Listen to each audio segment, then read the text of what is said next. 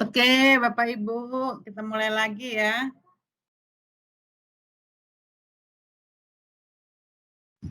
Iya, Bu. Baik, Bu. Oke, Assalamualaikum warahmatullahi wabarakatuh. Waalaikumsalam Kita kembali lagi ya. Waalaikumsalam warahmatullahi wabarakatuh.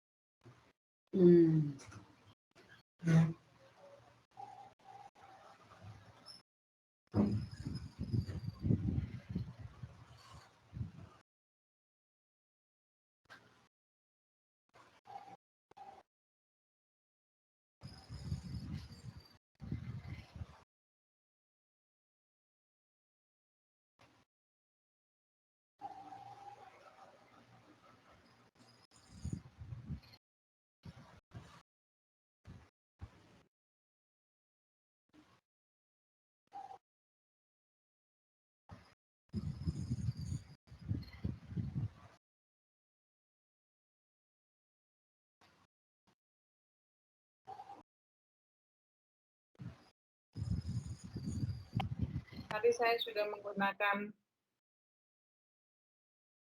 laptop, ternyata tiba-tiba mati. Oke ya, kita ini lagi ya, mohon maaf ya atas ketidaknyamanan. Jadi tadi sudah dijelaskan bahwa untuk evaluasi formatif dengan sumatif ini, yang formatif tadi adalah yang pertama adalah untuk uji keterbacaan ya, yang kedua adalah setelah keterbacaan tuh kita lihat juga nanti di situ bagaimana media yang digunakan, bagaimana validasi ahli ya, dan bagaimana akan digunakan di kelompok sebenarnya. Kelompok sebenarnya di sini yaitu kelompok, kalau misalnya kelas itu 10 orang, 10 orang, kalau kelas itu 20 orang, 20 orang. Berarti itu digunakan seperti sesuai dengan kondisi keadaan yang ada. Kemudian setelah dilakukan itu semua, kita melakukan yaitu evaluasi sumatif. Nah, evaluasi sumatif itu untuk apa? Kita lakukan untuk menguji apakah bahan yang kita susun tadi, kita buat tadi, betul-betul efektif dan efisien untuk digunakan. Jadi efektivitas, maka uji efektivitas itu dikatakan uji sumatif tadi ya. Karena apa? Yang tadi saya katakan, kalau kita buat apa-apa bagus ya, kita yang uji, tapi kan kita perlu diuji coba, bener nggak bahan yang kita buat tadi adalah bagus, efektif digunakan untuk pembelajaran, ya berarti di situ cobanya dengan apa misalkan.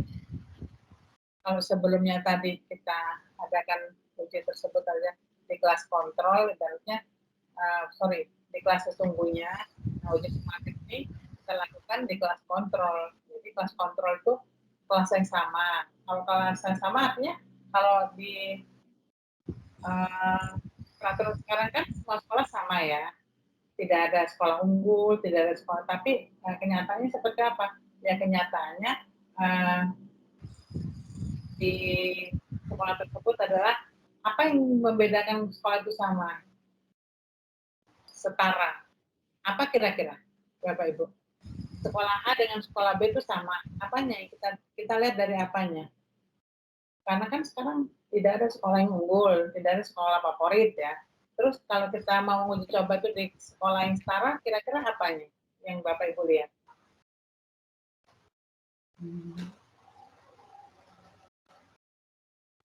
Akreditasinya mungkin. Kira-kira apanya? Akreditasinya, Bu.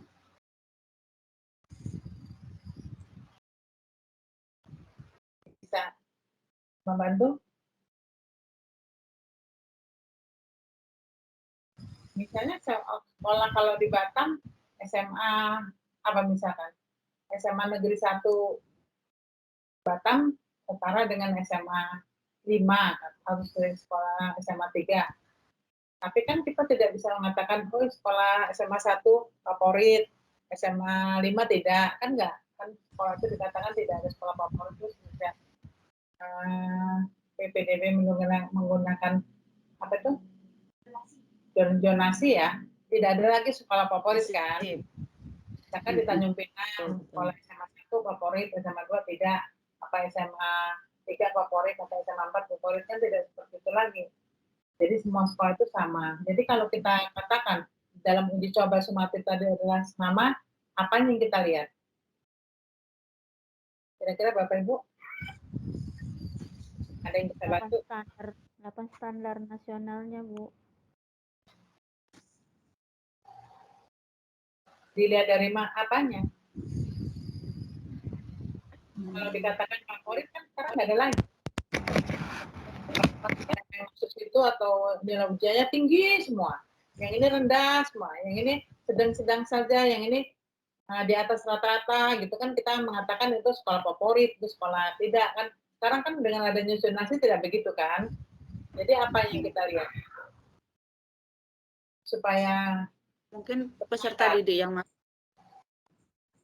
masuk fasilitas yang merata gitu untuk peserta didiknya. Nah,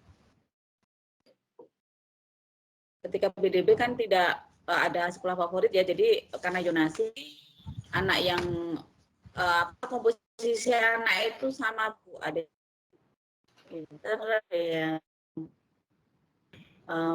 gitu itu kan sebelum zonasi kan yang pinter ya di sekolah favorit, yang pinter ya tinggal sisa-sisa gitu.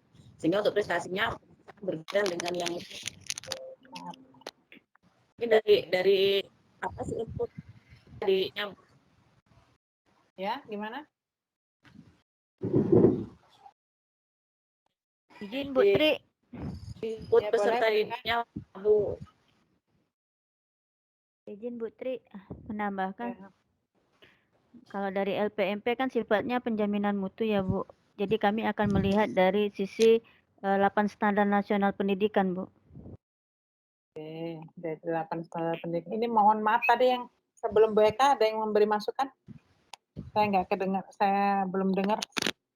Akreditasinya, Bu. Akreditasi, ya. Terus apa lagi? Input peserta yang masuk itu memiliki kemampuan yang seimbang gitu ya, karena kemampuan yang seimbang. Dari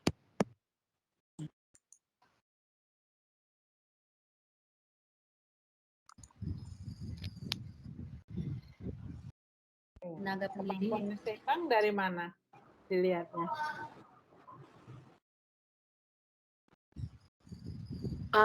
Kalau zonasi ini kan anak itu berasal dari apa ya, prestasi yang apa ya, tingkat begini Bu, kalau dulu itu kami merasakan karena kami kebetulan SMA-nya pinggiran ya Bu ya. Biasanya kami dapat siswa itu limpahan dari sekolah-sekolah favorit gitu ya. Dan ketika belajar di tempat kami kita olah mungkin akan beda dengan anak-anak yang SMA 1, SMA 3 gitu ya. Secara apa ya, akademisnya itu berbeda gitu Bu. Iya. Otomatis Oke. kan nanti Bukannya kalau sekolah zonasi itu bukan limpahan, tapi sekolah yang terdekat, masyarakat terdekat dengan sekolah itu. Betul Bu. iya Kan Bu, maksudnya yang sebelum zonasi ya Bu ya. Sebelum zonasi kan kita limpahan ya. Kalau sekarang zonasi jadi kemampuannya merata. Makanya SMA 1 dengan SMA yang lain itu karena input siswanya sama merata sehingga ya insya Allah kualitasnya sama gitu. Saya melihatnya seperti itu. Ya. tapi Jadi Bu, gini, kalau di Tanjung Pinang begini Bu, SMA 1, SMA 2, SMA 3 itu letaknya itu tak berjauhan. Karena memang Tanjung Pinang kan apa istilahnya kotanya kecil ya Bu ya. Jadi antara SMA 1 dan SMA 2 ketika dengan zonasi, walaupun dengan zonasi dan 1, 2, 3 itu SMA 1 dan SMA 2 ini kelebihan siswa. Jadi kelebihan siswa artinya banyak sekali siswa yang ingin masuk SMA 1, SMA 2. Tetapi SMA 3 itu sampai tidak hanya mungkin tidak sampai 2 kelas, Bu. Ya. Tapi itu kan artinya disitulah letaknya ada apa ya? Ada pengaturan zonasi yang tidak merata, sehingga begitu. Nah, kalau memang kebetulan sekolah itu asal SMA 1, 2, 3 itu berdekat kan, paling kan diambil yang paling dekat kan gitu ya, yang paling dekat.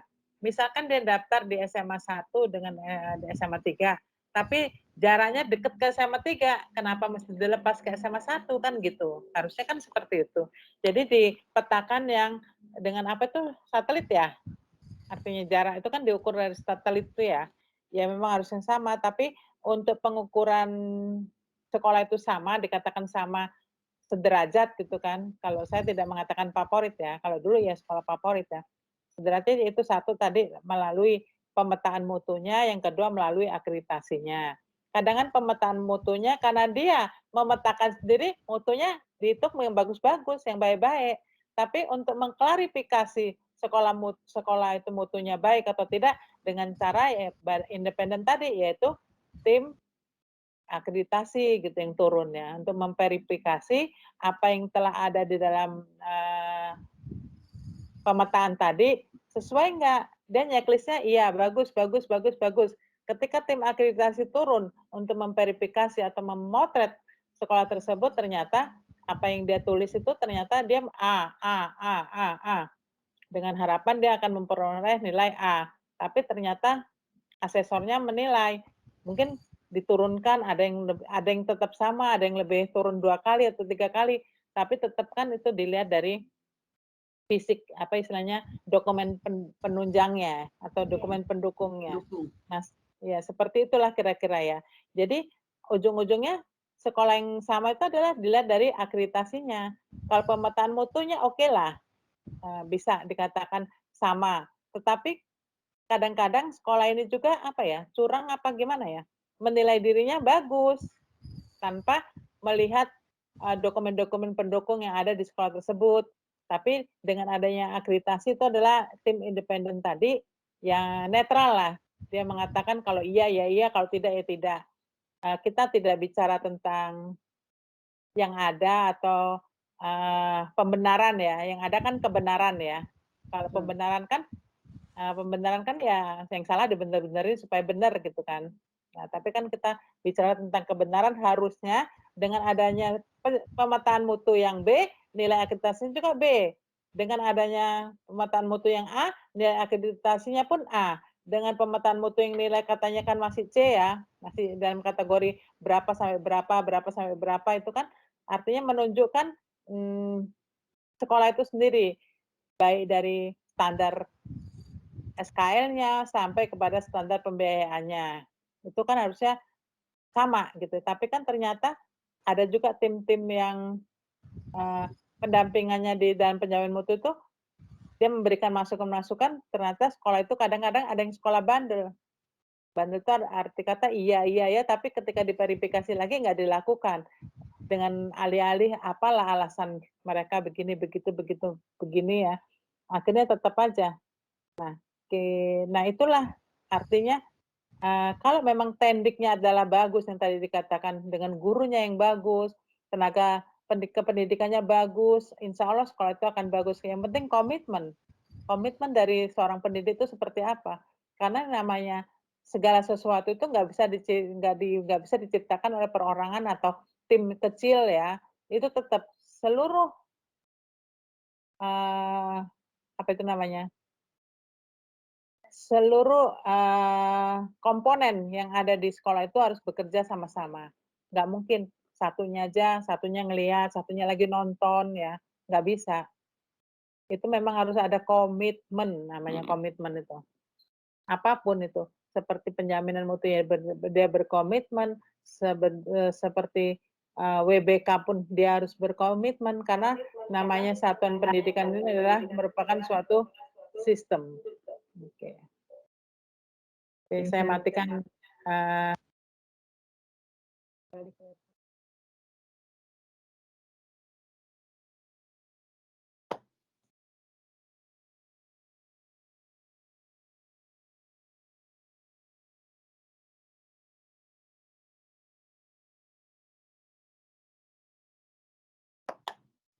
Oke, Bapak Ibu, tadi ada kesalahan teknis, nggak tahu laptop saya tiba-tiba mati nih, sudah bisa lagi.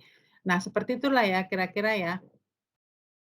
Jadi dari sumatif tadi adalah bagaimana bahan ajar, kan gini Bapak Ibu, pertama kali misalnya kita ingin menilai bahan ajar kita baik apa tidak, di kelas kita beri pretest. Setelah dapat pembelajaran, kita beri juga post-test. Ya. Post-test tersebut, nah ketika menggunakan bahan ajar kita, berapa? Dari pretest sampai post-test. Kira-kira dilihat dari apanya?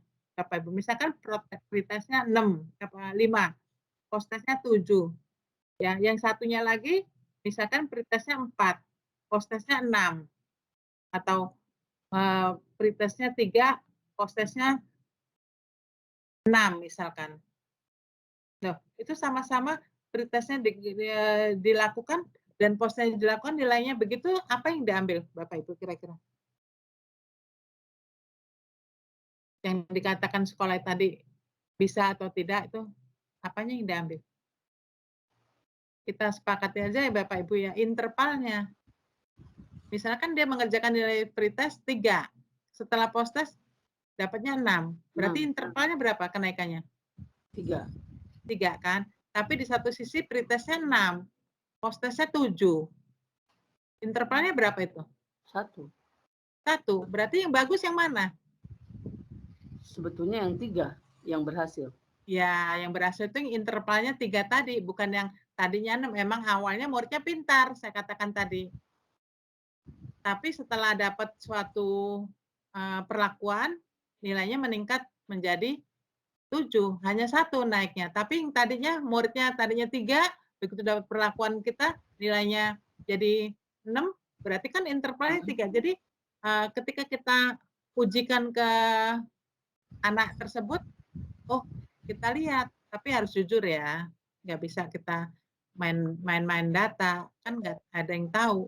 Namanya penelitian ini Bapak Ibu, nggak boleh bohong, yang boleh adalah salah. Salah boleh, tapi kalau bohong nggak boleh. Ya, apapun. Kalau salah kan berarti kita harus perbaiki. Tapi kalau bohong, beda kan? Beda nggak Bapak Ibu? Beda. Kalau bohong kan dimanipulasi, tapi kalau salah ya wajar namanya manusia salah ya. Dalam penelitian pun begitu, nanti Bapak Ibu ketika Bapak Ibu mempresentasikan hasil tesis Bapak Ibu, boleh salah. Yang nggak boleh adalah bohong. Ya. Salah ya biasalah diperbaiki. Emang salah. Contoh nih Bapak Ibu. Ketika kita uji coba materi misalnya matrik. Matrik ini dilakukan di jadwalnya di bulan Maret.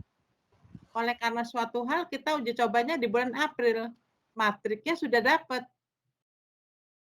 Berarti wajar kan kalau anak tadi nilainya jadi bagus. Kenapa? Sebelumnya dia sudah dapat pelajaran itu. Tapi kenapa? Karena kita waktunya April.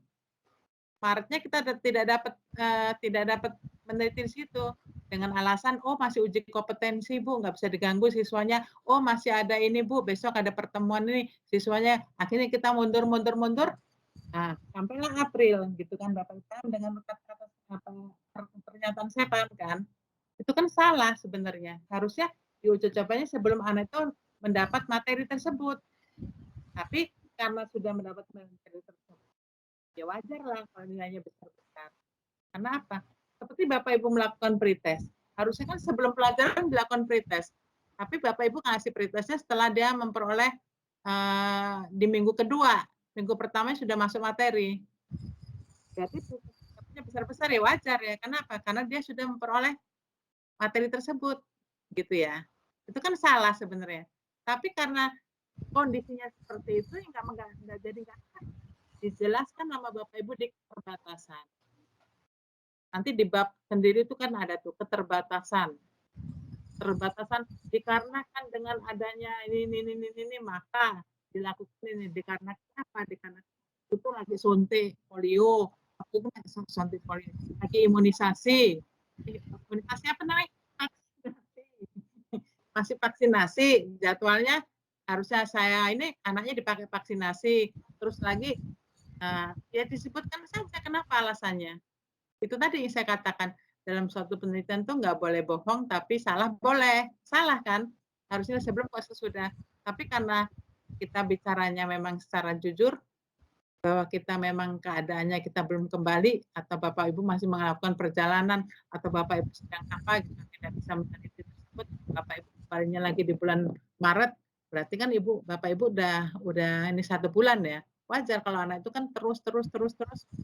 Nah, karena kan Bapak meneliti kan bukan di sekolah Bapak, yang bagusnya seperti itu kan.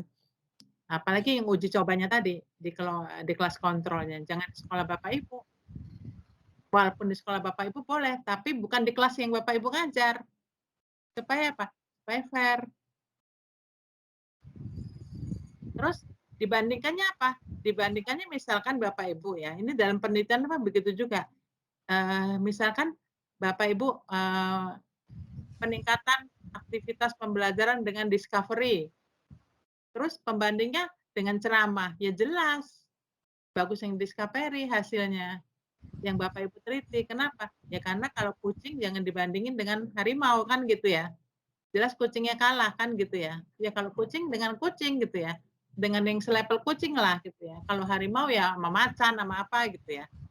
Sehingga makanya saya katakan tadi harus sebanding ya. Sebanding atau selevel gitu ya, supaya nggak jomplang gitu hasilnya.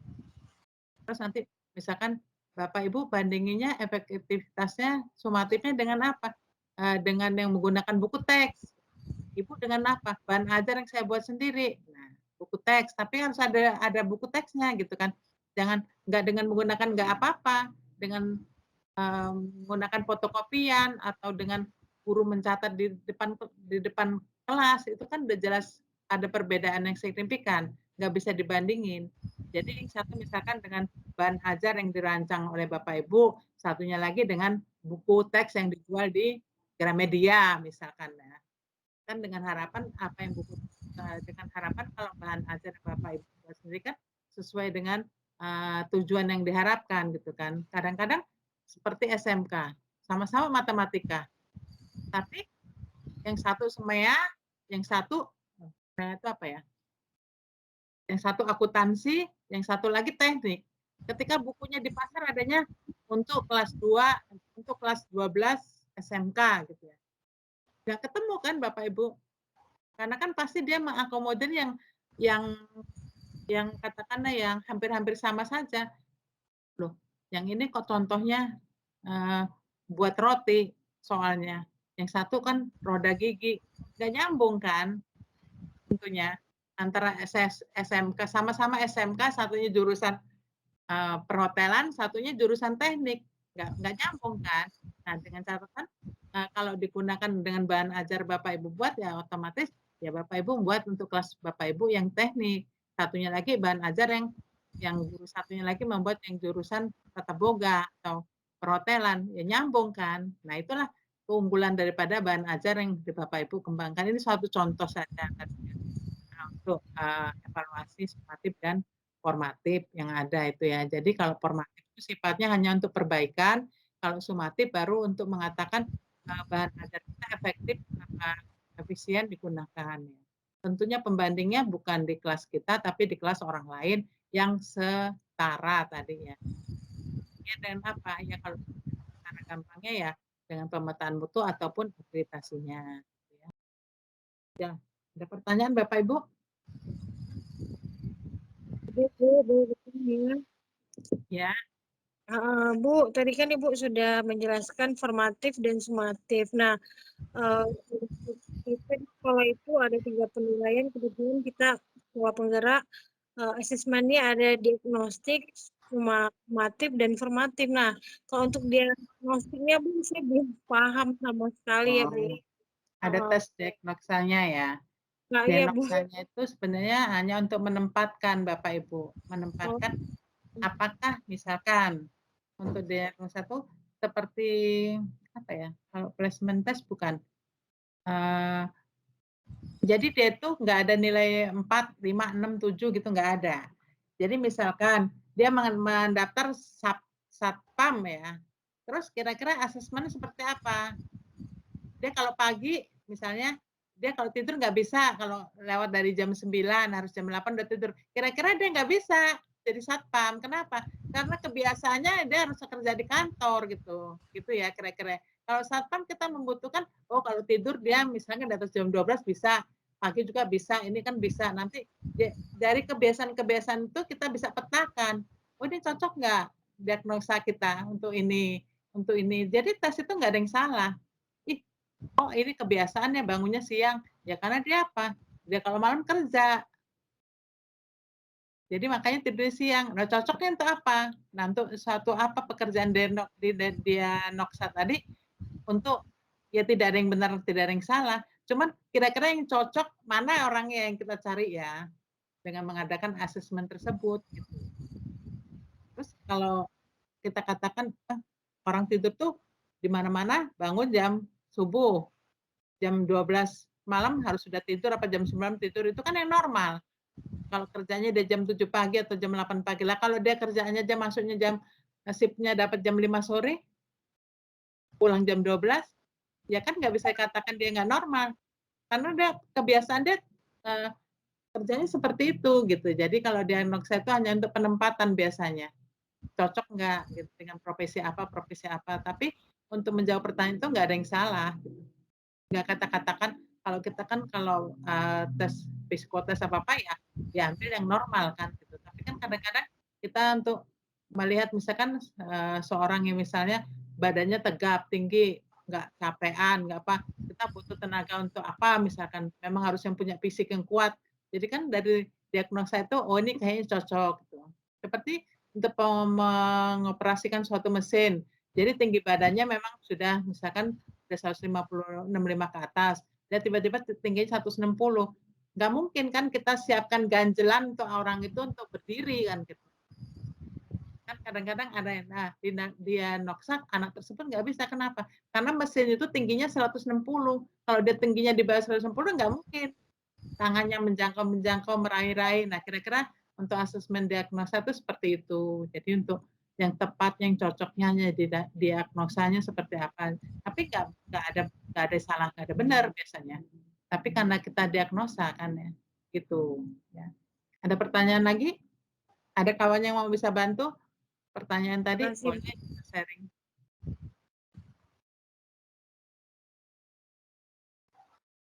Oke. Kemudian dari pertemuan kita ini kan siapa aja yang hadir ini? Bu, izin bertanya, Bu. Ya. Bu, saya ingin bertanya seputar masih tentang tadi simulatif sama formulatif. Untuk kan kita tuh kriteria penilaian tuh ada 2 ya Bu ya, yang disebut PAN sama PAP gitu. Nah, untuk penilaian acuan patokan ini sendiri cara kita mengaplikasikan pasti untuk penilaian atau evaluasi sumatif sudah pasti di akhir gitu. Nah, untuk formulatifnya bagaimana ya Bu? Kalau untuk dalam pengaplikasian penilaian acuan patokan Bu, penilaian yang nentuin apakah siswa itu sudah mencapai penguasaan terhadap materi pembelajaran atau belum, seperti itu. Ya kan ada patokan, ada pula satunya lagi apa? Ada PAP. Penilaian acuan PAP, PAN, Bu. PAP dan PAN ya.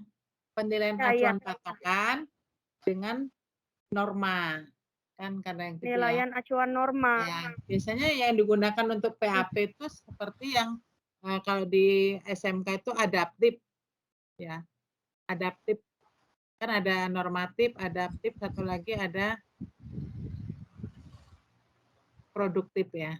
Tapi kalau yang PAN ini norma itu ya kayak pelajaran-pelajaran agama, pelajaran PKN gitu ya. Jadi dia norma yang kita pendekatannya. Tetapi kalau kayak di produktif itu nggak bisa kita gunakan norma. Ketika kita bicara tentang norma, misalnya sebenarnya kalau kayak ilmu kedokteran itu lagi harus 100, nggak ada toleransi dia. Kalau ada toleransi dia bisa napas orang bisa hilang ya. Kira-kira seperti itu ya. Tapi kalau yang namanya norma itu kan kemarin tuh dia habis bertugas ini wajar lah kalau dia jawabnya seperti itu. Jadi ada pertimbangan-pertimbangan lain lah ya dalam menilai itu biasanya norma. Tapi kalau yang patokan tuh kalau 4 ya 4, kalau 5, 5, kalau 6, 6 gitu ya. Seperti saya katakan tadi, kira-kira kalau Bapak Ibu kalau di teknik itu misalkan membuat baut ya. Nah kalau dia tuh lebih panjang dibuatnya, ya bisa-bisa nggak bisa nutup barang itu ya. Karena apa kepanjangan. Jadi ya ada toleransinya lah berapa gitu ya. Toleransi itu kan bisa ke depan, bisa ke belakang gitu ya. Misalkan yang dibutuhkan 6 cm bisa 6,5 atau bisa 5,95 gitu ya. Padahal butuhkan 6 gitu ya. Nah, 0,05 tadi itu adalah toleransinya. Tetapi kalau di kedokteran nggak bisa itu biasanya. Ya harus A, B, B. Salah-salah obat, nah jadinya mal praktek kan gitu ya. Ada yang seperti itu juga. Kalau di dunia kedokteran itu nggak bisa ada toleransinya. Nggak toleransi semenit pun megap-megap dia kehabisan oksigen. Gitu ya. Itu kira-kira seperti itulah. Tapi kalau yang normatif tadi yang kayak PKN kayak apa, oh iyalah lihat anaknya udah rajin, udah kita kasih nilainya 7 gitu ya. Padahal kadang-kadang soal yang dikerjakan nggak sampai nilai 7. Kenapa? Ya ada pertimbangan-pertimbangan lain biasanya kalau yang pakai normatif. Tapi nah, patokan ya dia ada patokannya. Standarnya 7, kalau nggak 7 dia nggak bisa. Karena kalau matematikanya nggak dapet 7, apa fisikanya nggak dapet 7, nanti bakal ketemu di bidang yang dia geluti. Misalnya kan di teknik atau di apa bakal ketemu, nggak bisa, nggak dijadiin patokan. Itu kira-kira seperti itulah ya. Tapi kalau norma itu kan normatif ya namanya normatif ya. Agama, PPKN biasanya dijadikan normatif. Seperti itu. Tapi tetap yang namanya formatif dengan sumatif bedanya formatif itu di dalam artinya belum sampai selesai, tapi kalau sumatif sudah sampai final gitu. Kadang-kadang untuk formatif itu hanya untuk perbaikan aja. Saya tes lah, murid saya udah jelasin tadi 1,5 pokok bahasan, paham nggak ya dia gitu ya. Nah, begitu paham, oh berarti saya menyampaikan pada siswa saya sudah cukup baik. Kenapa? Sudah diterima dengan siswa tersebut dengan baik. Kenapa? Dengan adanya saya tes dan nilainya udah pada baik gitu. Itu kan untuk perbaikan, berarti nggak usah saya perbaiki, lanjut. Kira-kira seperti itu. Oke, baik, makasih Bu. Saya ya.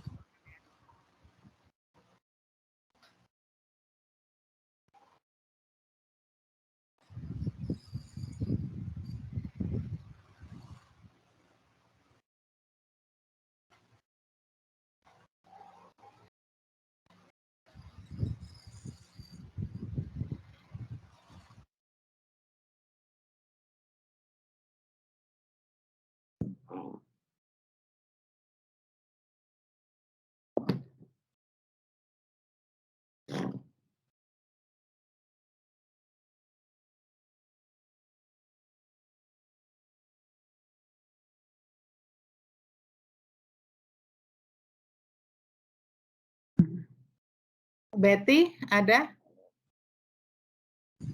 Ada Bu.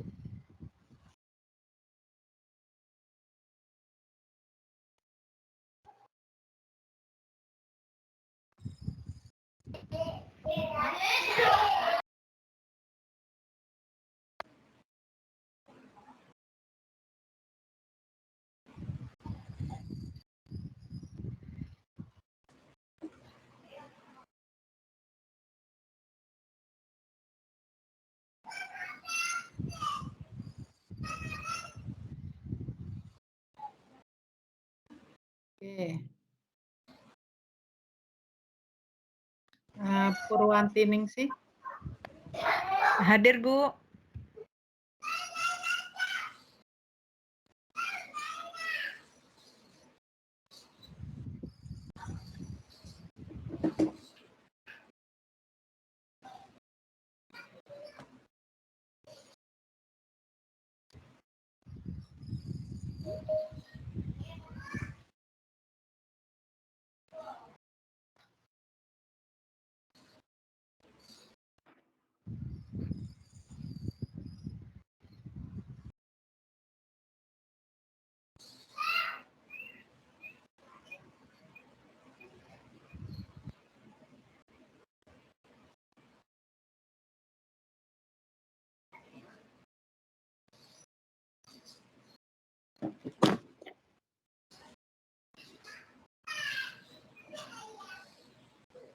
Eka, Bu Eka ada ya? Dona, Ya, Bu. Ya. Kiri Bu. Rio Gusdian ada? Analisa? Hadir, Bu.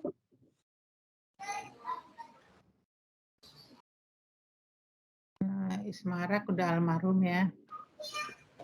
Widahayu? Hadir, Bu. Budi ya? Hadir Ibu. Budi ya? Bu Solihatun? Hadir Ibu. Hadir, Bu. Karina? Hadir Bu. Karina? Hadir Bu. Saya hadir Jadi Bu. kita 11 orang masuk semua ya? Ya Oke, Bu, siap, Bu. lengkap. Bu Tarina itu bimbingan dengan saya ya? Iya Bu, betul.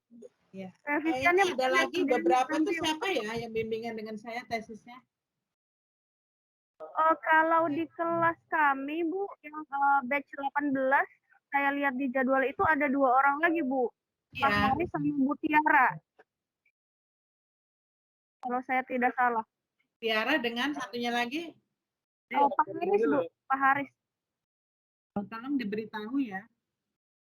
Iya, baik, baik. Nanti saya Itu infokan ada Bu. yang bimbingan saya yang di atas ini juga ada yang belum masuk tuh. Temennya udah wisuda, dia belum garap. Ya kadang-kadang kalau nggak saling support, takutnya nanti satu ketinggalan, satu udah selesai ya. Satunya, Iya. kalau Bu Tarina kan udah WA saya tuh, udah ngirim penelitiannya. Terus saya situ kan ada perbaikan ya, saya katakan ya. Saya kirim lagi, saya Iya. balik ya. Iya, Ya kan? sudah. Tolong diperbaiki sesuai dengan masukan-masukan ya. Baik Bu, siap Bu. Yang lain pun begitu. Kalau sudah bimbingan dengan sudah ditentukan pembimbingnya, langsung ditindaklanjutin. Oh iya, kabar-kabarnya yang wisuda ini tanggal berapa ada wisuda? Tanggal 24, Bun. Tanggal 24 hari Hari Rabu insya Allah. Rabu ya. Tanggal 24 Rabu.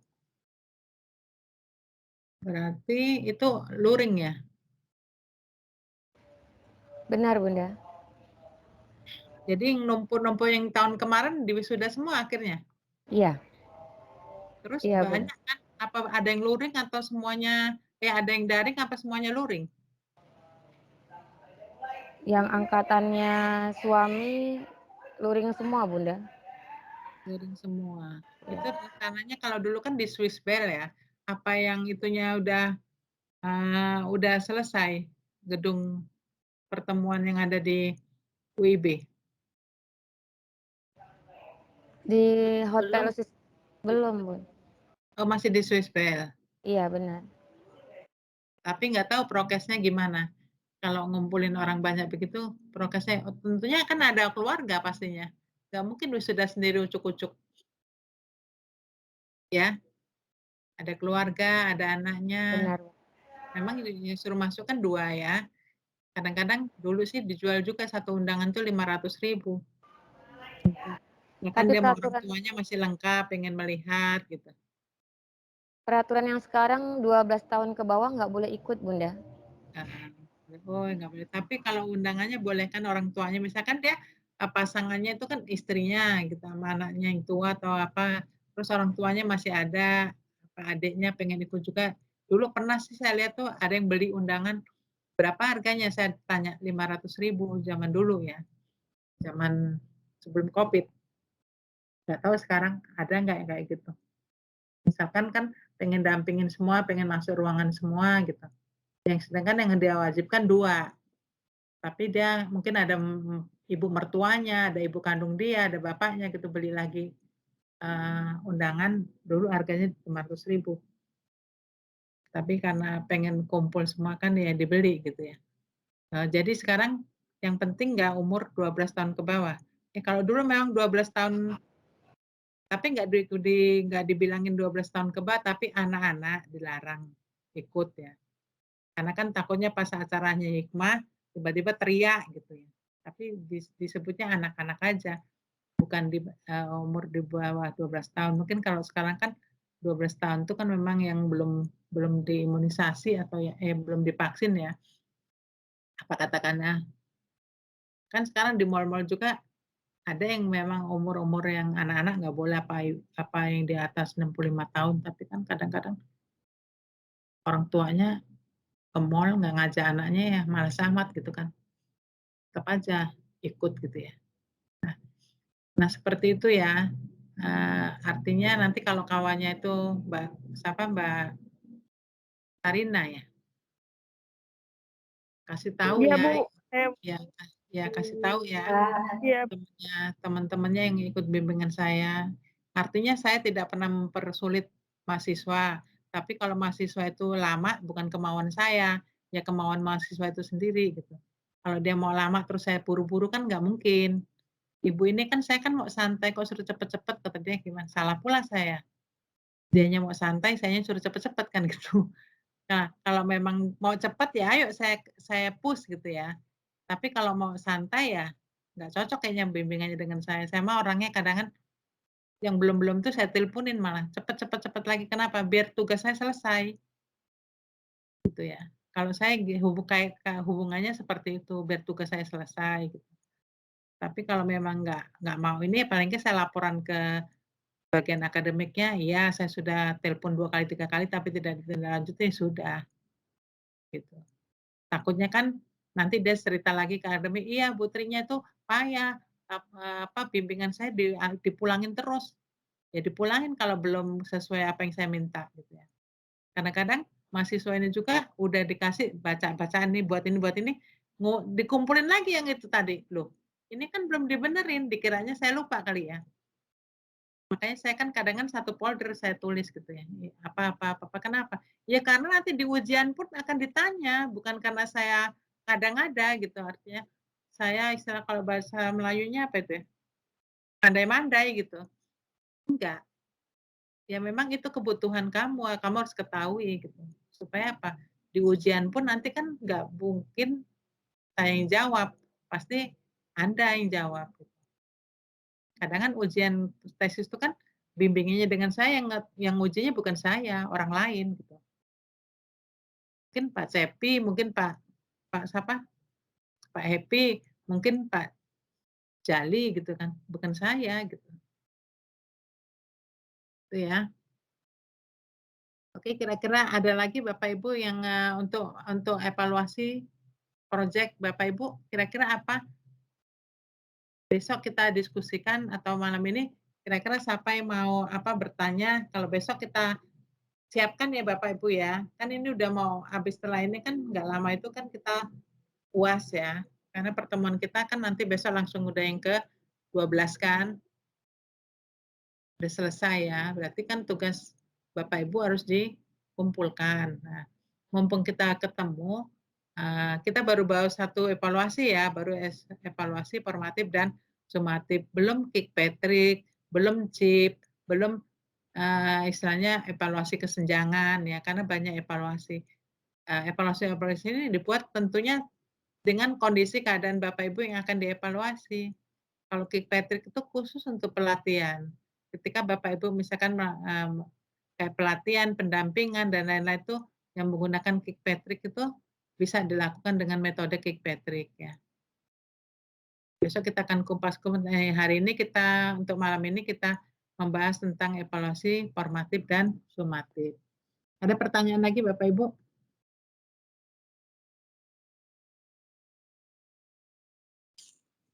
Bu Tri, maaf, boleh bertanya mengenai program, Bu? Boleh. Bu, begini, kita kan sekolah penggerak, Bu, 38, tempat saya mengajar. Nah, itu termasuk program atau enggak, Bu? Maksud saya, program kita ini program yang dari sekolah atau program yang dari pemerintahan atau dari Kementerian Pendidikan, boleh, Bu? Boleh. Program ini yang sudah selesai ya? Yang ya sudah selesai, sudah disusun, Bu. Dan Ya. sudah dijalankan. Boleh ya, Bu ya? Jadi namanya evaluasi program itu evaluasi yang sudah dilakukan. Baik, Bu. Terima kasih.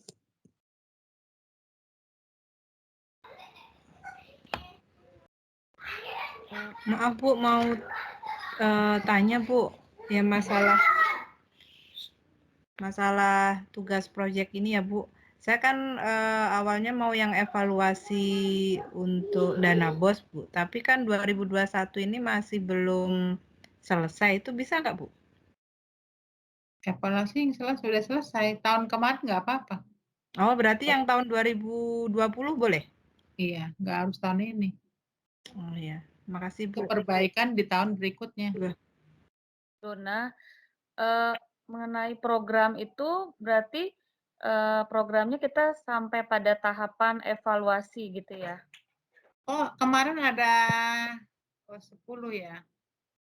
Maaf ya, 10 ya. Kan ini 11 satunya nggak ada ya. Ya. Oke. Lanjut.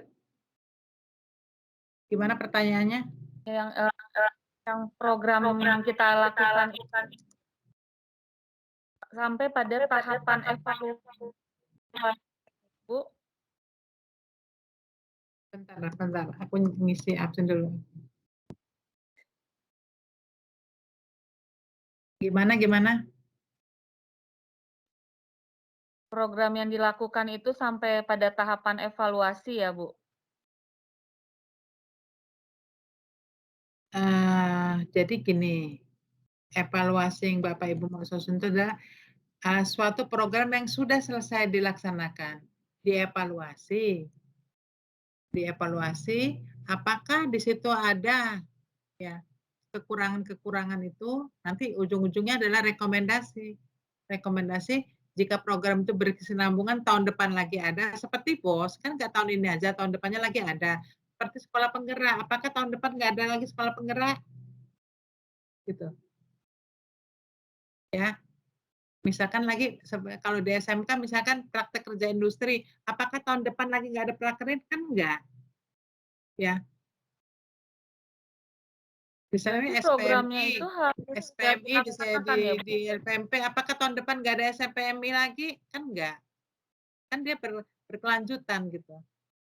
Nah tentunya evaluasi tadi dilakukan guna apa? Guna mengetahui apa kelemahan-kelemahan sehingga di tahun kemudian meminimalisir kekurangan-kekurangan itu bisa dari hasil evaluasi gitu. Nah contoh lah kayak kita ya. Saya kalau kantor sering telat, gitu ya. Terus kita evaluasi, oh ternyata aku tuh bangunnya kesiangan, besok lagi saya jangan bangun siang lah. Oh saya bangunnya udah subuh, tapi kok kesiangan terus. Rupanya habis udah bangun subuh, golek di tempat tidur, nggak gerak-gerak, nggak mandi-mandi, itu kebiasaan. Nah tiba-tiba misalkan ya, saya udah bangunnya pagi, berangkatnya pagi, tapi saya makan dulu di simpang, beratnya, akhirnya telat juga ke kantor. Jadi kan terus kita evaluasi, kenapa ya aku ini selalu telat? Berarti harus ada hal yang harus diperbaiki gitu ya. Sekolah penggerak itu contohnya nanti saya maaf ya udah nggak ngikuti ya. Sekolah penggerak itu seperti apa? Misalkan di sekolah jadi sekolah contoh, sekolah rujukan apa nanti guru-gurunya akan didampingi oleh sekolah penggerak, apa dia dianggap sekolah yang dianggap bisa dulu nanti mendampingi yang lain gitu ya. Itu dijelaskan gitu ya. Dan sekolah penggerak itu apa? Seharusnya seperti apa sekolah penggerak itu? Di dalam ketentuannya, di dalam paduannya, di dalam pedomannya seperti apa. Ternyata ada begini, kenapa? Oh ternyata mendampinginya nggak serius. Nah, itu kan ada temuan-temuan itu yang akan dijadikan nanti suatu rekomendasi. Gitu. Jadi bukan masalah sampai evaluasi sampai apa, bukan gitu ya. Berarti Bu program Ibu izin bertanya Bu. Ya. Tadi Mbak Dona dulu, berarti selesaikan dulu. Berarti program ini harus sudah berjalan dulu, baru kita lakukan evaluasi, baru ke rekom gitu. Iya, selesai dulu. Makanya tadi yang mau bos tahun ini belum selesai, ya pakai bos yang tahun lalu. Ya. Nggak ada yang namanya evaluasi kecuali monitoring. Kalau monitoring itu masih berjalan. Kalau ada salah-salah diluruskan, ditanya, Pak kok ini gimana? Udah bener dulu ini gitu ya. Tapi kalau evaluasi itu di mana-mana sudah selesai. Maka tadi kan evaluasi bedanya dengan penilaian, bedanya dengan pengukuran. Tadi kalau evaluasi sampai pada keputusan. Iya atau tidak tadi ya. Gimana tadi Mbak Dian? Mbak Dona udah paham? Iya, terima kasih Bu Tri. Iya, izin Ibu. Saya kan rencana mau ngangkat tentang evaluasi gerakan literasi sekolah ya Bu ya. Nah, program ini kan sebelum pandemi jalan baik, terus ya ada kendala di sana sini. Nah, setelah pandemi ini sempat vakum Bu karena dari tim GLS ini belum dapat formulasi yang tepat untuk melakukan program literasi ini di masa pandemi gitu. Itu boleh nggak Bu nanti saya angkat jadi ini proyeknya Bu? Silahkan saja. Apa kendala-kendalanya sehingga tidak ada seharusnya seperti apa gitu. Walaupun kan sempat vakum evaluasi itu kan ada patokannya, harusnya begini, kenyataannya seperti ini, jadinya seperti ini. Nah, tahun depan harus begini gitu. Di program kemudian harus begini. Berarti walaupun Cuma misalnya nanti itu tentunya dalam mengangkat suatu evaluasi itu tentukan apakah produknya, apakah kesenjangannya, apakah tadi bagus atau tidaknya produk yang kita pakai itu kan harusnya masing-masing ada pendekatannya atau menggunakan apanya gitu yang cocoknya apa gitu. Nanti langkah-langkahnya kan sudah saya bagi itu PowerPoint-nya. Nah, kalau misalkan chip itulah, misalkan di situ apa, dari apa kita jelaskan masing-masing. Nanti langkah-langkahnya kita menggunakan model siapa gitu. Ya. Pertanyaan lagi? Izin Bunda. Rencananya saya kalau saya mau ngangkat tentang AKM Bunda. Masalahnya insya Allah pelaksanaan untuk sekolah kami sendiri. Suaranya Ya, putus-putus Bunda. Tanya sama Pak Solihatun. Iya, putus-putus Bunda. Suaranya putus. Itu enggak sekarang. Gimana?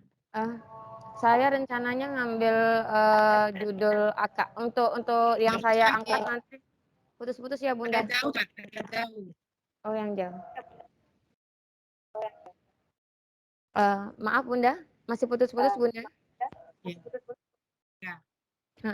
Rencananya saya mengambil mengangkat masalah tentang AKM Bunda. Insya Allah pelaksanaannya nanti tanggal 15 ini. Apa itu AKM? Asesmen Bunda, kompetensi minimum Bunda, yang lagi digalakkan sekarang untuk AKM untuk semuanya jenjang Bunda. Ya. Boleh itu pengganti Bunda? Apa ya sekarang AKM? Sebenarnya bukan pengganti Bunda. Kalau dikatakan pengganti US bukan, UN bukan. Jadi itu sebagai pemetaan. Sebagai pemetaan, tapi semua jenjang melaksanakan. Terus ujian nasional diganti apa sekarang? US Bunda. Kalau jenjang SD ya Bunda ya, US. Ujian sekolah. Iya. Kalau SMP? Kurang tahu saya Bunda. Coba bisa sama. Cuma ada ujian yang diberikan kepada anak kelas 11, kelas 10, kelas 11, bukan akhir, itu untuk memetakan memetakan sekolah gitu, Bu. Mutu kualitas. Untuk mutu kualitas sekolah. Bukan untuk pribadi siswa per siswa, tidak, tetapi general untuk sekolah. Berarti kan kalau ujian ujian sekolah, kan kalau ujian sekolah dari dulu juga udah ada gitu. Ada. Ya, cuma sampai situ. Ada AN sekarang itu. AN itu dilakukan oleh kelas 11 kalau tidak salah. AN itu apa panjangannya? AN itu apa ya? Lupa lagi. Asesmen apa? Izin asesmen nasional Bunda. Izin. AN. Ya. Izin menambahkan Bunda. Jadi gini, UN itu sekarang bukan diganti total, tetapi ada namanya asesmen nasional. Itu kalau untuk SMA, SD, SMP, SMA itu yang diuji adalah murid siswa kelas 11. Kalau untuk SD itu kelas 5, SMP itu kelas 8, SMA itu kelas 11. Tapi kalau untuk SMK-PK itu ada yang kelas 10-nya. Nah, kemudian SMA PK itu apa? SMA PK? Kalau PK itu seperti pendidikan khusus ya, Ibu. Siapa yang dari? Ya, jadi kalau yang PK itu ada yang kelas 10. Nah, ini anak yang diujikan di asesmen itu adalah sampel saja, tidak semua sekolah. Jadi yang SD itu ada 30 ya kalau nggak salah. Kalau yang SMA 45 ya Bu Dona. Nah, jadi nggak semua Bunda. Ini selain pilot project ya Bu ya? Iya, jadi begini, nanti hasilnya memang yang ikut itu individu Bunda, tetapi hasilnya menjadi profil sekolah. Jadi itu sebagai salah satu gambaran nanti, sekolah itu ya. Ya, jadi Bunda, SPMI ya kita lakukan bertahun-tahun itu sudah tidak ada lagi. Diganti dengan ini asesmen. Jadi asesmen ini merupakan pemetaannya profil sekolah begitu. Jadi nanti rapor mutu sekolah itu keluarnya salah satunya dari asesmen ini begitu. Jadi dia melihat apa namanya ya, walaupun hasilnya dari individu tapi di generate gitu ya, di apa namanya kalau kita apa tuh jadi untuk profil sekolah ya. Anggap dia mewakili dari kondisi sekolah tersebut. Itu berapa persen itu? Jadi kalau satu sekolah itu, ya itu tadi Bunda ada jumlahnya, kalau untuk SD kalau nggak salah 30, SMP, SMA itu kalau nggak salah 45 gitu. Jadi kalau satu sekolah, misalnya ada sekolah yang di pinggiran misalnya, Kalau muridnya kurang SD ya, SD 30. Kalau muridnya kurang dari 30, misalnya 20 atau 25, semua diikutkan, Bunda. Tapi kalau lebih dari itu tetapi diambil saja sebanyak 30 kalau untuk SD. Maksimal ya, maksimal 30. Maksimal. Itu untuk Ya. SD, untuk SMP, untuk SMA sama? Jumlahnya tidak sama, tetapi kalau untuk yang diujikan sama. Ada karakter gitu kan, ada apa lagi tuh? Apa Ibu lupa jadinya. Harus melihat lagi. Numerasi, Bunda. Literasi, numerasi. Dia 2 hari pelaksanaan ujian. Iya, betul. Jadi sama dengan pembelajaran abad 21 kan waktu itu 4C literasi dan penguatan karakter ya. Ya, benar. Berarti untuk yang itunya numerasinya, numeriknya ya. Artinya numerik itu kan angka-angkanya lah ya ujian seperti ininya ya. Oh begitu. Saya udah 2 tahun meninggalkan LPMP, ternyata ada hal-hal yang baru yang saya belum ketahui. Gitu. Ya kita sharing di sini ya. Artinya kalau ujian nasional sudah tidak ada ya, diganti dengan asesmen nasional. Ya, benar, karena dan bukan penentu kelulusan. Nah, plus minusnya tentunya minusnya ya anak-anak kan tidak ini ya, tidak termotivasi untuk belajar lebih giat karena merasa itu nggak ada tekanannya ya, tidak stres, tidak ada tekanannya, bukan penentu kelulusan. Jadi anak cenderung seperti ya mau ikut-ikut enggak begitu. Dari 3 kali turun ke daerah ya, kita LPMP, Monef pelaksanaan AN itu anak-anak kadang menganggap enteng gitu ujian asesmen ini karena bukan kelulusan. Faktornya banyak mungkin Bu Eka ya. Kebetulan kan 2 tahun terakhir ini juga pandemi. Jadi kan kita nggak bisa pandemi juga saya kadang kan kita ada pembohongan publik di situ ya. Kadang kan yang ngerjain soalnya bukan anaknya, emaknya. Padahal kan di situ kita tidak mau seperti itu. Maunya kan ya anaknya, tapi kalau anaknya jelasinnya juga gurunya nggak paham, nggak jelas, muridnya juga tugasnya juga kadang menuntut anak juga tidak bisa mandiri, harus bantuin orang tua ya. Ya akhirnya akhirnya di situ ada pembohongan publik. Ada lagi misalkan ya memang itu bukan kesalahan ini ya. Dalam satu rumah handphonenya cuma 2. Yang sekolah misalkan 4, berebut, ya, akhirnya ada yang nggak masuk, ada yang nggak ini, ada yang nggak ngikutin ya. Ya itu sebenarnya permasalahan juga, tapi sebenarnya dengan adanya pembelajaran online itu ya mudah, ya kan? Bapak Ibu kan nggak harus bergegas ke kampus ya, tetap di tempatnya masing-masing, kita menghidupkan device kita masing-masing, udah bisa kita ada pembelajaran. Nah itulah memang sebenarnya keuntungannya, tapi kerugiannya ya mungkin kejelasannya kurang paham, perlu adanya pembimbingan langsung, ada apa kan seperti itu kan. Kalau telepon kan lebih sreg ya. Tapi kalau memang keadaannya sekarang kan dibuka, iya Bapak Ibu, untuk kelas online itu kan dibuka lagi ya di UIB ya. Jadi Bapak Ibu yang punya teman, punya relasi yang agak di pulau atau apa mau sekolah, silakan Bapak Ibu. Apa istilahnya pilih jalur yang online. Kalau dulu kan nggak boleh kelas jauh.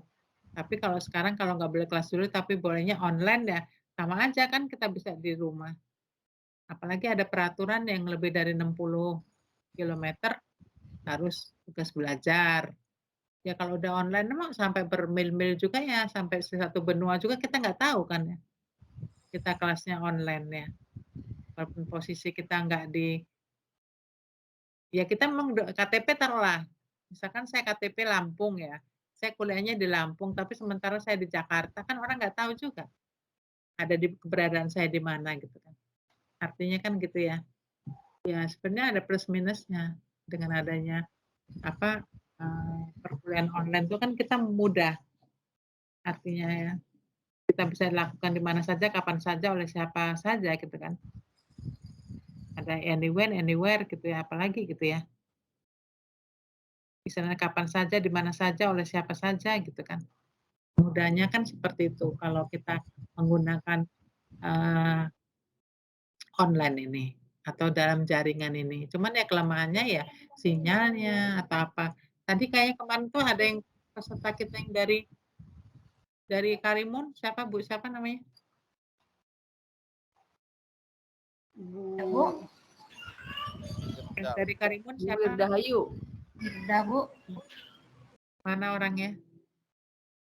Bentar, Bu. Saya ini putus-putus kalau buka kamera. Bentar, Bu.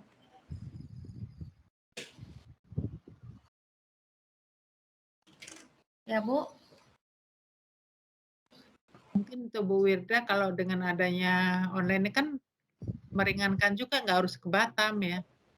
Iya, Bu. Tapi Apalagi- signalnya agak kurang bagus, Bu. Kadang hilang, kadang datang. Ya ibunya jangan di daerah yang nggak ada sinyal gitu. Kalau pas mau kuliah, pergilah dulu kafe Iya. dulu apa-apa, nongkrong di kafe ya. Kalau nyebrang ke Batam signalnya bagus, Bu. Kalau di sini agak kurang-kurang. Naik Bukan di bagus pohon, lagi Bu. kalau ke Batam. Ya, Dia sering ke Naik, Batam. naik, Dia jalan. naik di pohon aja, Bu. Makanya sering nyebrang ke Batam, Bu, kalau kuliah, Bu. Signalnya bagus. Kalau sini iya putus-putus. sekali jalan ya Bu ya. Kemarin kan sama Pak Dali ke Batam kan, tatap muka. Iya, iya, Bu. Iya. Ketemu Bapak Ibu sekalian ya. Sehelo lagi, bukan lagi sehelo di ini, tapi kan di dunia nyata ketemu. Oh iya. Kita ini kemarin aja saya belum pernah ketemu sama mahasiswa saya. Iya, nunggu Ibu lagi, Bu. Ya, mudah-mudahan ya. Amin. Kalau sama kami Tanjung Pinang bengkak kantong, Bu. Iya kan artinya ada acara nginep ya. Kan? Kemarin udah nginep juga sama Bu Betty. Nah, Kasihan orang Pinang. ya janjian lah. Kalau nginep pun saya dulu di Red Door juga jadilah gitu kan. Red Door dulu kan enggak, waktu pertama belum banjir Red Door. Terus sebelum pandemi itu udah mulai ada Red Door ya, mulailah kita berburu Red Door ya. Sekarang udah ini lagi ya, itulah memang artinya ada plus minusnya. Ya, sekarang kan mereka nggak usah harus nyebrang, gopo-gopo pulang kantor, lari. Begitu udah ceklok, jam 4, kalau nggak jam 4 nggak lari, begitu ceklok nggak lari, kapalnya 5:30 habis. Ya kan? Ada manfaatnya. Kapal masih 5:30 nggak? Masih, Bu. Lasperi. Masih. Ya, Lasperinya kan 5:30 tuh. Nanti pulang kuliah gitu juga. Kalau nggak dibubarin jam 3 dari kampus, mau nyebrang lagi 5:30 udah naik Roro, akhirnya naik Roro, udah lagi ongkosnya dari Tanjung Uban ke Tanjung Pinang lebih bengkak lagi. Anggap aja itu istilahnya serba-serbinya lah. Ujung-ujungnya juga udah berapa semester Bu Eka? Udah 3. Udah 3 semester. Kan? Ujung-ujungnya semester 4 wisuda nanti di November tahun depan. Amin. Amin. Iya. Ya kan nggak ada yang sia-sia. Nggak ada yang sia-sia. Ada pertanyaan lagi Bapak Ibu? Nanti kita Izin, akhiri Bunda. jam 8 aja ya, kita akhiri ya. Nanti kita bahas satu-satu proyek Bapak Ibu besok ya. Bunda mau nanya. Itu kalau kita mengevaluasi sistematikanya ada nggak yang tugas kami ini apa dulu yang harus kami lakukan? Oh iya ya, belum dikasih ya? Kayak Belum. proposal gitu. Iya, sebentar saya kasih ya.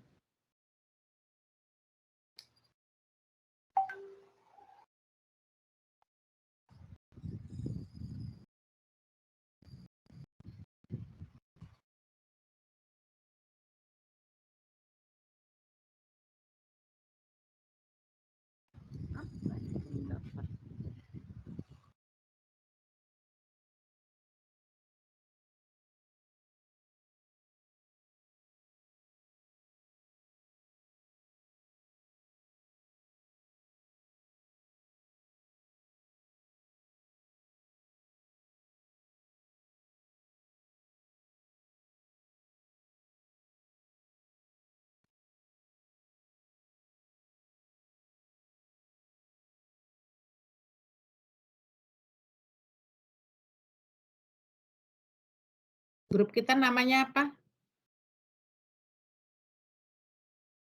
MM Pendidikan, Bu. MM Kependidikan, Bu. Tahun berapa? Kependidikan. MM Kependidikan. MM 17 enggak? MM 17 Kependidikan, Ibu. Coba di-ping dulu, di-ping dulu.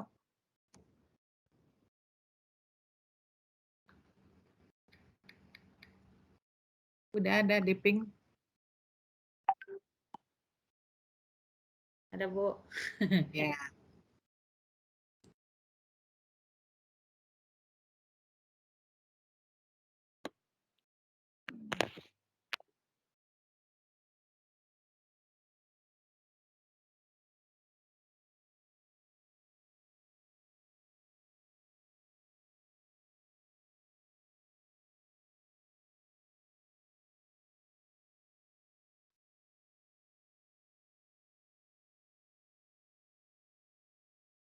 Udah tuh ya.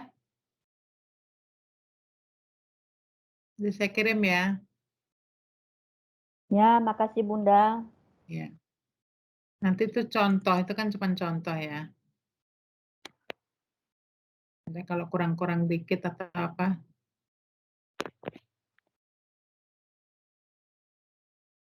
Jadi kita bahas ya. Makalah sistematika laporan program. Yang pertama pendahuluan ya. Berisi latar belakang ya. Itu contoh aja. Terus yang kedua, rumusan masalah ya. Yang ketiga, tujuan dan pembahasan. Terus bab 2 pembahasan. Ya, pembahasan, pengertian, tujuan fungsi evaluasi, prosedur evaluasinya, laporan hasil programnya. Kemudian ada penulisannya, penutup. Itu aja tuh. Ada 3 bab cuman.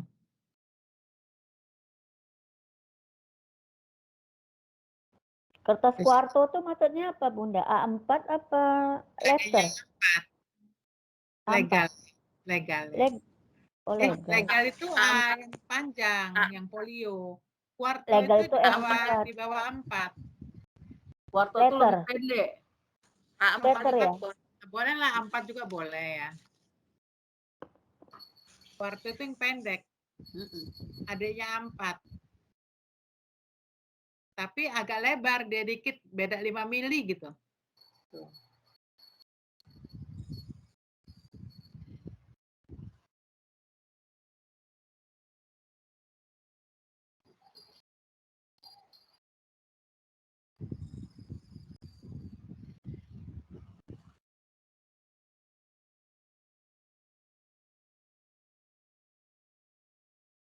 Gitu ya, nanti seperti itulah kira-kira ya laporan daripada evaluasi itu ya. Terdiri dari 3 bab ya. Tentang pendahuluan, bab kedua pembahasan, bab ketiga penutup ya. Itulah kira-kira ya. Nanti bagaimana sistemnya, sistem evaluasinya seperti apa diceritakan ya. Ada pertanyaan lagi?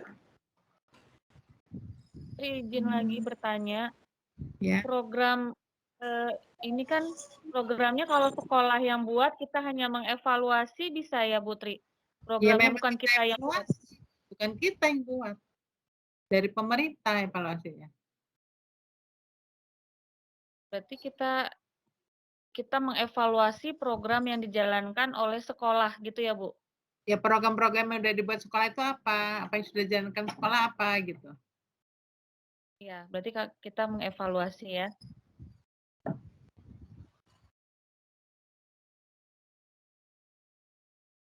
Bukan kita yang buat. Iya, Ibu. Ya, kebijakan-kebijakan yang ada di sekolah, kebijakan-kebijakan ada di kantor, apa kebijakan-kebijakan seperti vaksinasi itu kan dievaluasi bisa. Ya apapun lah. Yang penting yang Bapak nggak membebankan Bapak Ibu lah.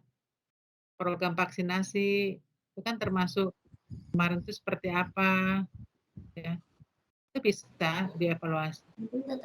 Oke, kalau itu Bu Tri, izin Bu Tri, kalau yang baru kemarin pemberian obat cacing itu Bu Tri masuk nggak Bu? Saya nggak pernah dengar obat cacing gitu. Iya, baru di sekolah kami ada Bu kemarin barusan. Saya nggak pernah dengar, jadi saya jujur aja nggak pernah dengar. Ya makanya Bu baru tahun ini Bu, makanya saya nanya Ibu bisa tak itu dimasukin? Tujuannya Kaki apa gajah obat kali ya cacing? Bu Lydia, bukan ya? Bukan pemberian obat cacing untuk anak SD barusan kemarin 2 hari kemarin. Benar Bunda. Tapi menurut Iya. saya nggak bisa dievaluasi Bu Wirda. Nah, itu makanya saya nanya. Ya memang di SD ada Bu. Anak saya itu juga lagi ngisi form mau dikasih obat cacing. Iya, makanya saya itu masuk nggak sih? Tablet apa disuntikin atau diapain? Dia Obat obat Bu, tablet Bu, dikasih obat Bu, ditelan gitu. Zaman apa ya? Apa anak sekarang cacingan ke pernah main tanah? Anak zaman dulu iya. Itu makanya Bu baru tahun ini Bu, kemarin belum ada. Obatnya belum habis Bu, jadi dibagiin. Putri, Ya, silakan Pak. kalau evaluasi program, kalau misalnya ujian semester itu patut bisa dievaluasi. Ujian semester. Ujian semester siswa kan maksudnya dari soalnya dari kayak mana itu menyiapkan soal itu dari langkah-langkahnya itu bisa tak kita evaluasi dari kisi-kisinya udah benar atau belum, sesuai enggak soalnya dengan indikator yang dituju. Itu masuk. Itu evaluasi bukan program, evaluasi proses. Kalau program berarti program misalnya, besar, kalau program itu besar. Kalau sekarang kan sudah mulai gara-gara AKM ini Bu Tri. Jadi kan sekolah tergencar kan komputer nih untuk AKM itu. Jadi ya kemarin kan evaluasi penggunaan pembelajaran daring tuh Bapak Ibu kan bisa evaluasi. Cuman ya nggak usah semua pakai itu, yang nggak ada bahan ya pakai itu kan bisa tuh evaluasi pembelajaran daring gitu kan. Kayak praktek misalnya pakai daring gimana praktek daring? Pak Rio, saran Pak Rio. Bu Lika kan sudah AKM, Bapak itu aja program cakep itu, kan Bapak mengikuti, Bapak paham.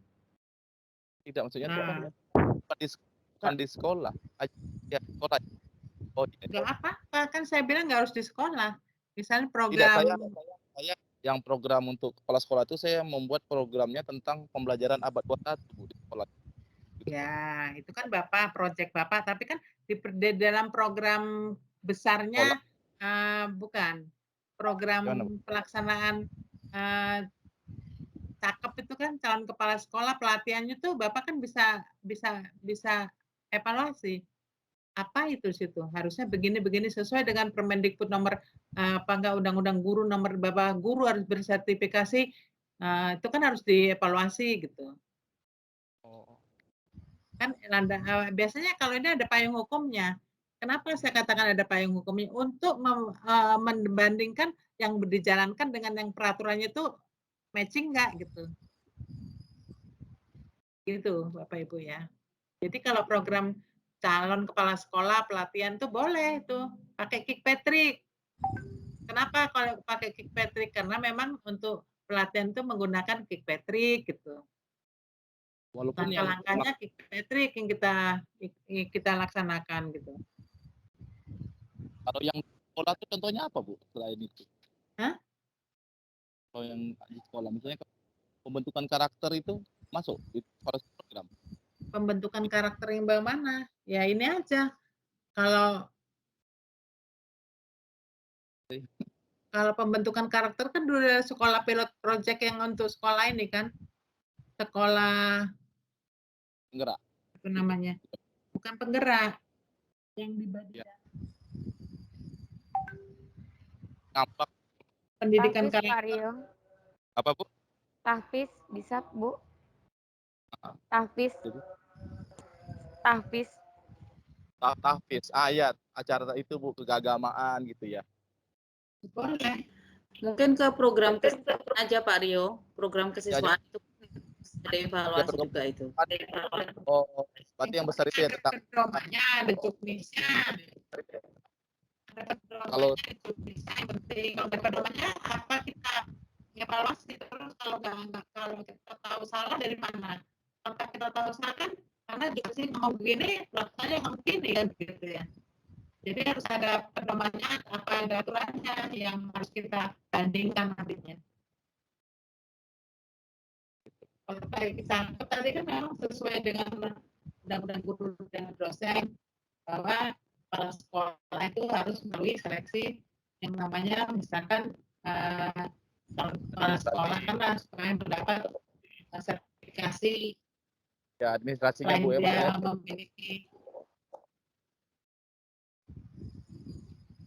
apalagi ya di dalam sekitar kita dalam banyak tuh program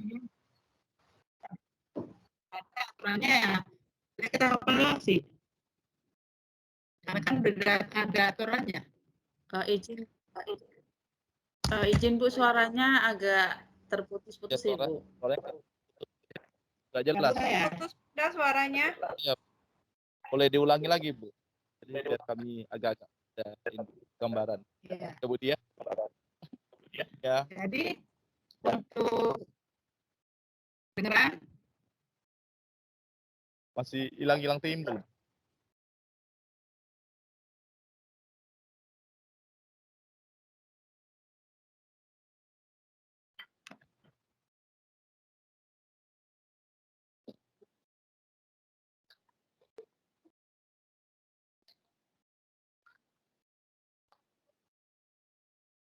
Ini yang maju itu.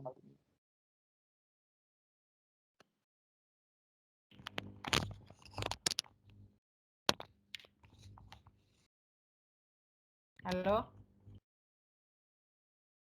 kedengarannya Udah jelas Bu. jelas ya.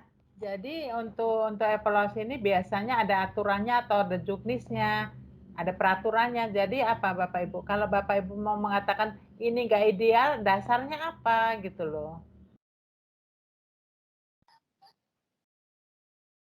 Jadi kalau di SMP itu Bu, dia bisa untuk program pemilihan OSIS itu Bu ya. OSIS itu masuk itu. Apa? Kalau misalnya di SMP kayak Bu Dona kan ada pemilihan ketua OSIS itu Bu. Itu masuk evaluasi program. Ya sekarang kalau pemilihan OSIS itu organisasi itu harus diadakan di sekolah nggak? Seperti apa? Dia buat program kerjanya itu kan cakupan kecil gitu ya. Tapi kan harus ada peraturan siapa yang bilang bahwa di sekolah itu ada OSIS itu harus diangkat dulu peraturannya. Jadi kita kan harus melihat evaluasi itu kenyataannya seperti ini, teorinya seperti ini gitu loh. Teorinya dari mana? Dari aturan gitu ya. Seperti komite sekolah itu kan bagaimana gitu kan. Komitenya apa? Aturannya gimana? Bunyinya kayak gini, tapi komite sekarang adanya cuman narikin uang aja ibaratnya. Tapi kan harusnya komite itu adalah untuk membantu sekolah itu maju gitu kan. Tapi kenyataannya komite sekarang cuma untuk menentukan besarnya bayaran sekolah gitu. Itu kan di situ ada kesenjangan.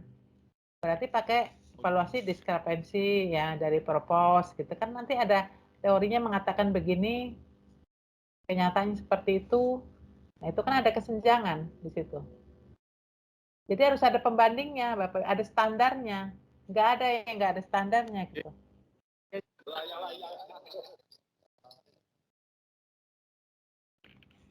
Ya Pak? Ada pertanyaan lagi? Masih ngambang Bunda. Masih ngambang Bunda. Coba Bu Eka jelaskan, Bu Eka yang nggak ngambang Bu. Oke. Masih ngambang masalah program itu. Mungkin kalau pemahaman, mohon maaf Bu, Bunda, pemahamanku Pak Rio, yang namanya program yang sudah bisa kita evaluasi mungkin program yang sudah berkesinambungan, udah beberapa kali dilakukan, jadi kita bisa mengevaluasi seperti ya paling tidak mungkin tahunan lah ya, setahun gitu. Jadi kayak apa ya? Tadi Bapak bilang apa programnya? OSIS. OSIS. Pemilihan OSIS kan tahun sekali itu. OSIS itu mungkin ada yang bagian kecilnya lagi. Program apa yang mungkin Tidak. jadi unggulan OSIS atau? Maksudnya, maksudnya tuh program tuh yang besar atau yang kecil yang kita anu Bu? Terserah. Kalau saya bilang sih terserah. Maksudnya tuh dia skalanya. Kalau OSIS program apa yang Bapak mau angkat dari OSIS? Oh ya, yang maksud itu jangan OSIS-nya tapi kita terfokus apa gitu ya? Iya, OSIS-nya tuh yang mengambang, Jadi harus lebih spesifik program apa yang ada di Oh, OSIS itu. oke. Berarti maksudnya itu jangan Mungkin lapiknya bentar ya Bu. Ini Bu itu siapa mungkin Bu? ini Ya. loh, Pak Iya, Bu. Rio mungkin Iya, iya. program kerja OSIS gitu aja Pak Rio. Karena OSIS itu kan organisasi yang diakui Ah, betul di sekolah dan harus ada biasanya ya OSIS. Jadi dalam mengevaluasi program kerja OSIS gitu Pak Rio. mana dari gitu. Kayaknya suara Jadi Pak Rio deh yang putus nyambung. Tadi suara Bu Dia, Bu Oh. Eka jelas nih, giliran Bu Pak Rio yang ngomong jadi putus nyambung. oke. Pak Rio, kenapa nggak Ya, Pak Rio angkat aja cakep itu? Kan Pak Rio yang berada di dalamnya, yang sudah tahu. Pak Rio mengikuti sekian lama program itu gitu kan, diklat itu, kemudian barangkali ada pendapat Pak Rio yang tidak sealur dengan SOP pelaksanaan itu, atau ya untuk dijadikan evaluasi lah Pak. Itu kan lebih gampang Bapak terlibat di dalamnya gitu. Iya, nggak mereka-reka lagi. Karena langsung melaksanakan ya Bu ya. Iya, Iya, kan Bapak pelaku peristiwa. Oh iya, pelaku peristiwa. Korban. Boleh izin bertanya, Bu? Boleh. Lanjut. Dari evaluasi program ini yang diharapkan adalah Rekomendasi. akan rekomendasi untuk perbaikan atau bagaimana nantinya? Ya jelas untuk perbaikan. Rekomendasi itu biasanya untuk perbaikan. Untuk perbaikan ya. Contohnya saya kan di SMA 2, misalkan saya mau ngambil kalau tidak English Conversation Club, misalkan kegiatan English Conversation Club kan ini tiap tahun ada, atau ada yang Ibu ngambilnya jangan di conversation aja, English Club aja. Jadi kan di dalam English Club itu kan selain conversation ada lagi belajar apa, istilahnya dia bercerita atau apa gitu kan ada. Atau misalkan kan saya kebetulan bukan guru bahasa Inggris Bu, atau misalkan yang PPKN misalkan, tapi ini yang PPKN ini anggotanya cuma sedikit Bu. Apa PPKN? Yang PPKN itu, aduh kok. PPKN Club. Bukan PPKN Club, ini yang tentang Undang-Undang Dasar. Oh itu yang kayak kan suka ada tes ada tesnya tuh ya, di televisi. cerdas cermat apa Pancasila itu. Betul. Yang itu. Ya itu berarti bagian dari Ibu ambil dari ekstrakurikuler aja. Jadi boleh salah satu poin ekstrakurikuler saja. Ya satu gede ekstrakurikuler aja, nanti kecil-kecilnya baru Ibu ngomong gitu. Ekstrakurikulernya ada berapa gitu. Terus mana wajib berapa? Misalkan dalam undang-undang wajib misalkan anak-anak ekstrakurikuler itu minimal 1. Ya. Kan dulu kan ada undang-undangnya. Terus yang lainnya boleh gitu. Oh, jadi kita berbicara tentang ekstrakurikuler aja ya? Iya, tapi nanti ekstrakurikuler ada ininya loh, ada peraturannya apa istilahnya, ada payung hukumnya lah tentang ekstrakurikuler itu. Ada. Gak bisa kita ngomong tentang ekstrakurikuler tapi kita nggak ada payung hukumnya, bandingnya dengan apa, dengan gitu. Terus kita akan mengevaluasinya seperti apa gitu. Harus ada payung hukum yang mengatakan ekstrakurikuler itu seperti apa. Misalkan wajib. Seluruh anak itu mengikuti satu mata ekstrakurikuler atau pramuka minimal. Nanti dibaca lagi minimal satu jenis. Terus seperti apa pelaksanaan pramukanya? Ada di peraturan di kurikulum 13 ada. Jadi semacam itu boleh gitu ya? Boleh. Yang nggak boleh nggak buat. Yang nggak buat. Karena masih bingung. Ya. Tapi mau nanya nih, kan MGMP kan selalu buat program MGMP ya? boleh tuh, MGMP itu udah jelas udah boleh. Ada aturan MGMP kan? Kebetulan saya selalu bikin program kan setiap pertemuan. Nah, program itu ada program rutin gitu ya, ada program tambahan. Itu bisa ya Bu? Ya, Nah, di situ contohnya ada MGMP, Terus misalkan di situ sharing, guru-guru di situ, nah boleh itu MGMP. Bisa ya Bu, kami kan Musyawarah ada pembuatan kayak Boleh. RPP Merdeka gitu ya Bu. Jadi lalu di share gitu, dipresentasikan di hadapan guru-guru gitu. Iya. Nah itu bisa Tapi jadi saya belum program. kebayang Ibu, RPP Merdeka itu yang selembar itu ya? Iya Ibu. Terus isinya apa? Soalnya di mana? Di lampiran. Di RPP-nya lampiran satu. semuanya. Ini sama aja Penilaian nggak selembar. Kalau sama RPP-nya aja sih selembar Bu. tapi lampirannya 4. Lampirannya malah bisa sampai 20 gitu Bu. Ya itu kan Karena bukan selembar ujung-ujungnya. Tapi RPP selembar itu kosong, Bu.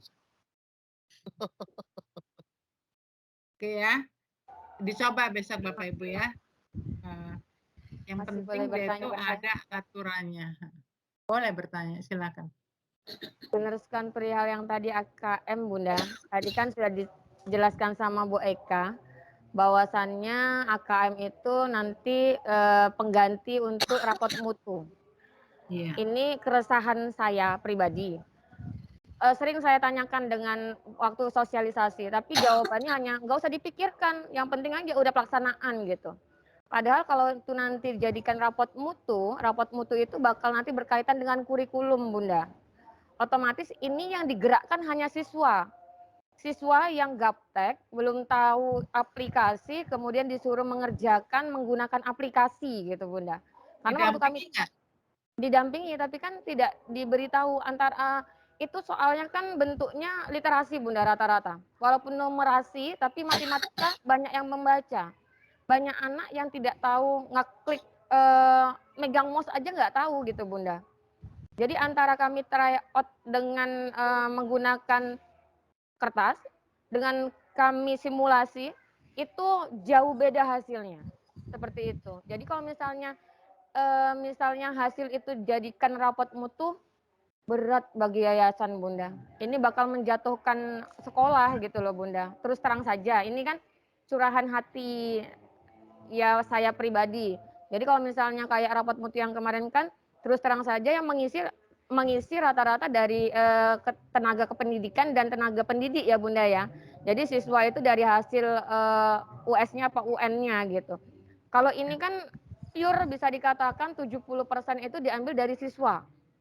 Kalau misalnya pas yang ikut serta dari 30 anak itu siswa itu anaknya yang grade-nya di bawah semuanya.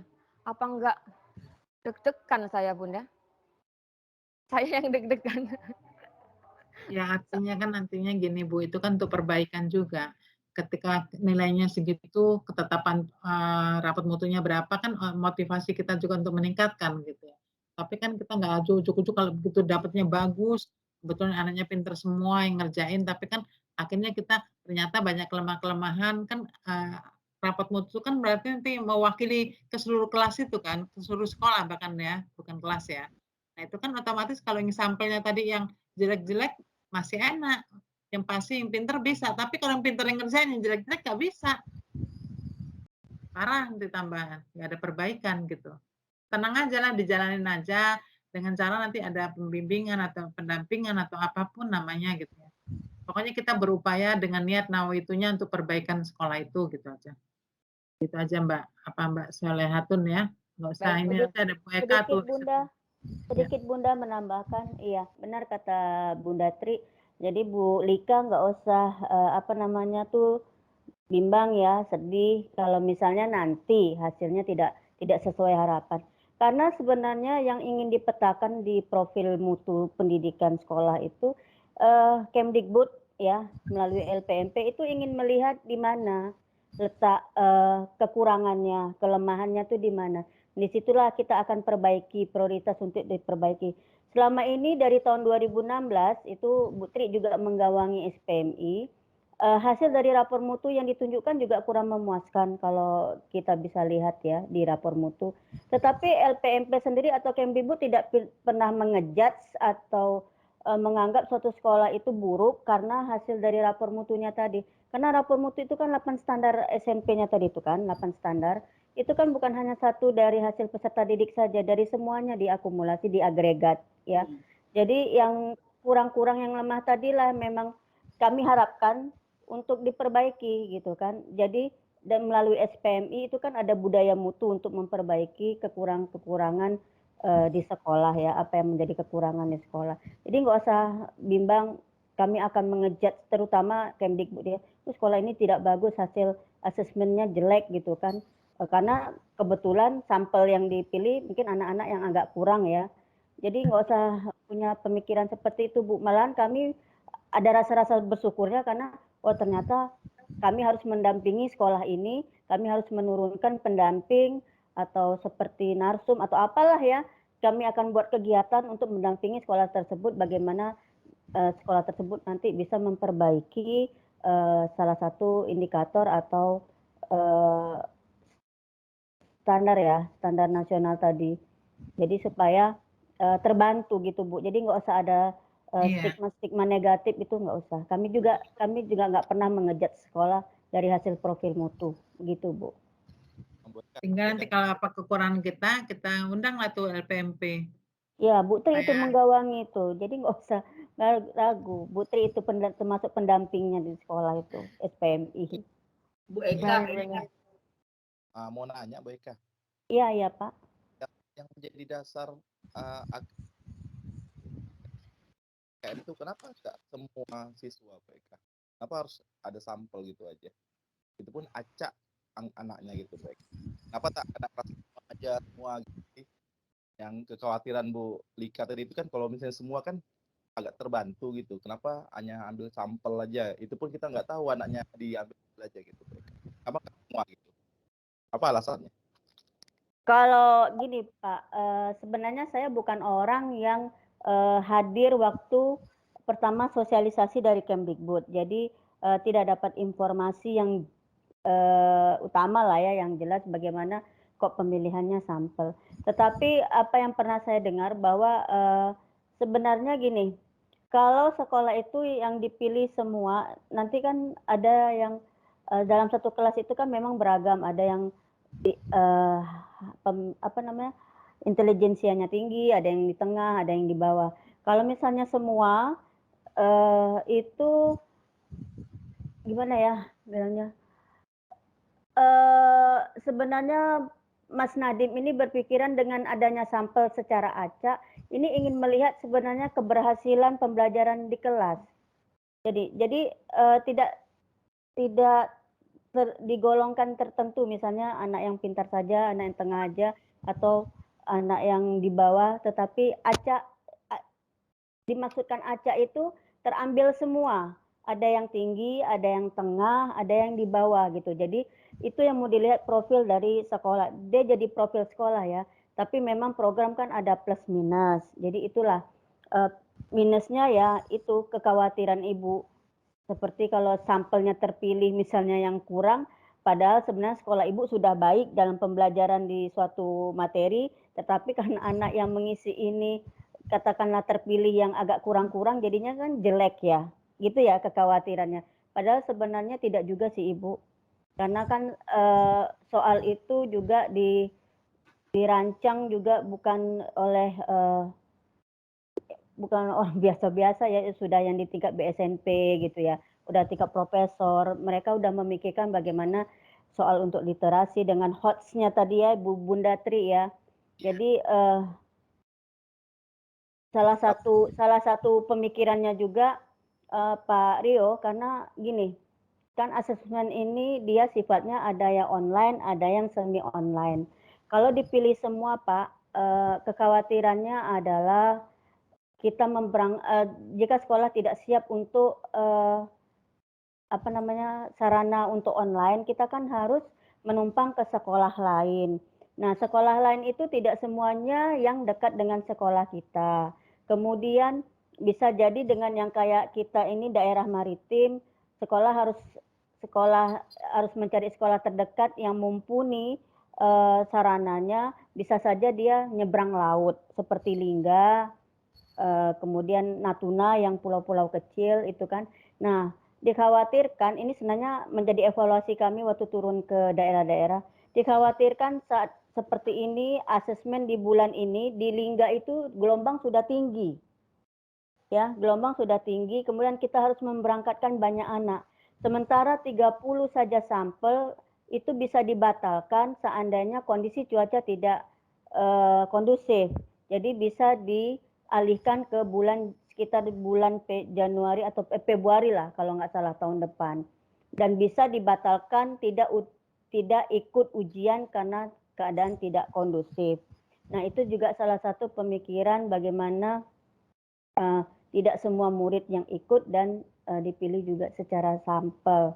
Tapi nanti saya coba cari informasi lagi Pak Rio. Itu juga menjadi pertanyaan kami, kenapa memang tidak semua siswa dan mengapa dipilih secara acak dan sampel.